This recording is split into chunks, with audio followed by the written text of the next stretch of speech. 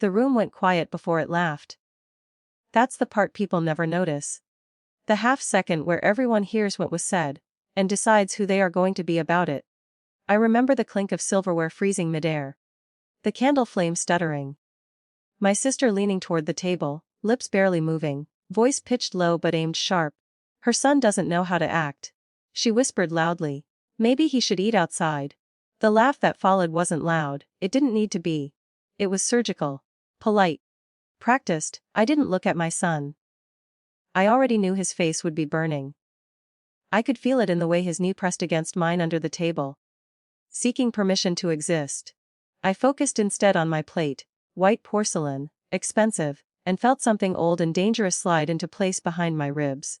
We stood up without a word, chairs scraped. Someone cleared their throat. My sister didn't apologize. She smiled, thin and victorious, like someone who had just proven a point. I took my son's hand, and walked him out through the glass doors of the resort restaurant, past the valet stand, past the manicured hedges that smelled like money and chlorine. That night, after he fell asleep with his shoes still on, I logged into the resort's internal portal, and I began deleting reservations. I used to believe loyalty was a shared language. That family spoke it fluently by default. I was wrong. Growing up, my sister was the sun and I was the moon, reflected light, tolerated silence. She learned early how to dominate rooms with charm and precision. I learned how to observe, how to remember, how to wait. When our parents died, she inherited their confidence. I inherited their paperwork. She didn't want the logistics. She wanted the photographs, the praise, the speeches at charity galas. I took the backhandy spreadsheets, vendor contracts, the dull machinery that keeps luxury breathing. That was how I ended up as the operational administrator for the very resort where she decided to host her Amit family celebration. 48 guests. 3 villas. 1 private dining room overlooking the water. She called it a gift to herself. She called me because she needed access. I gave it to her because I still believed in shared language. Dinner had been her idea. Public, polished, a performance. She placed my son next to me, far from the children she deemed appropriate. He was quiet. Too quiet for her comfort. He asked questions adults didn't like, about rules, about fairness, about why some people smiled when they were being cruel. He dropped his fork once. That was all it took. Her whisper wasn't about his behavior. It was about hierarchy. It was a reminder of who she believed belonged where. And when the others laughed, cousins, in-laws, friends wearing borrowed empathy, I understood something essential. They weren't confused. They agreed. I didn't cry that night. I tucked my son into bed, brushed sand from his hair, told him none of it mattered. I told him people laugh when they're afraid of kindness. He believed me, children often do. Then I opened my laptop. The resort portal greeted me with a familiar interface. My name still unlocked everything. My access level was still untouched. She had never asked what I actually did. She had never imagined I might be necessary. I didn't rush. Revenge is loud when it's desperate. I wasn't desperate. I was precise. I reviewed every booking attached to her event, each villa, each dining reservation, each spa block and transport request. I checked timestamps. I cross-referenced confirmation emails. I made a list. Then I began removing them one by one. No alerts.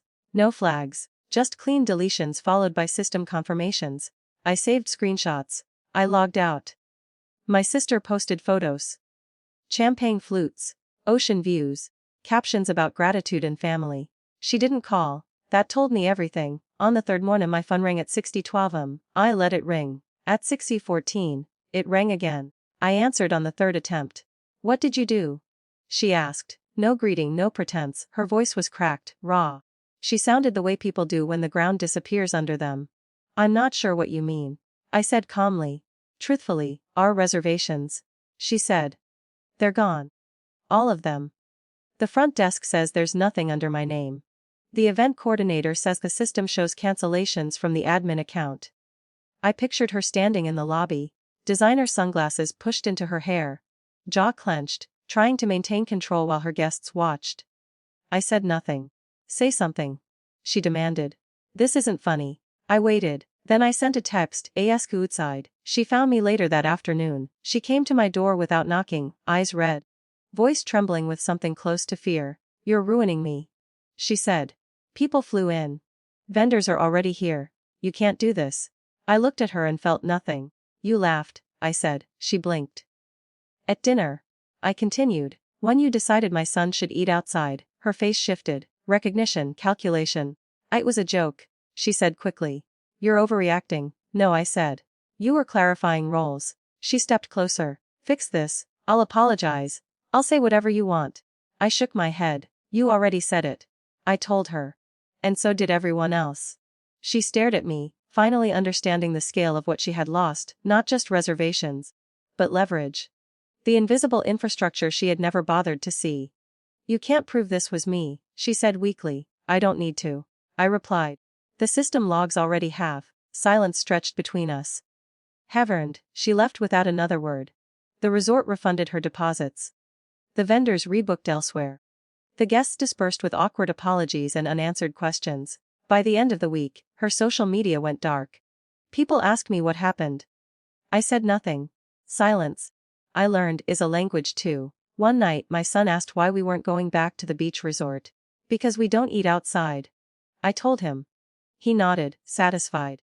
I closed my laptop and watched the ocean from our balcony, the water calm and indifferent. Justice doesn't need witnesses, it only needs timing. And sometimes, all it takes is knowing where the doors are, and which ones to quietly close.